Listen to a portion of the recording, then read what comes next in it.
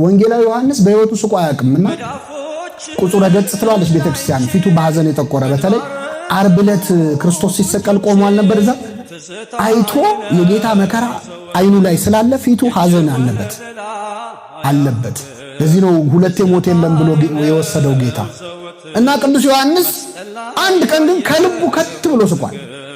ምንድነው ያሳቀው? አንድ ሰው ልብስ ሲያሰፋ አይቶ።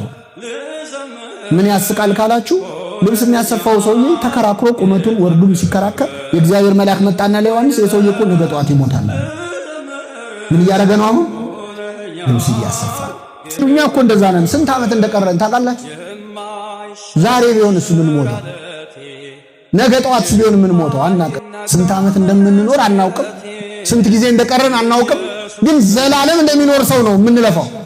ብዙ ዓመት ይኖር ይመስል ወጣቱ ቆይ ትንሽ እድሜ እንትን ይበል። ቅዱስ አውግስጢኖስ የተባለ ሊቅ ሰው አፍሮ የማይናገረውን ነገር ተናግሯል። በእኛ ወክሎ ምን አለ መሰላችሁ? ጌታ ወይ ኃጢአት ሰርቼ ገና ስላልጠገብኩ ትንሽ ጠብቀኝ፣ በደንብ ላዳርስና ምኖቹ አፍ አውጥተናል እንጂ እኮ ብዙዎቻችን አሁን በጣም መንፈሳዊ መሆን አንፈልግም።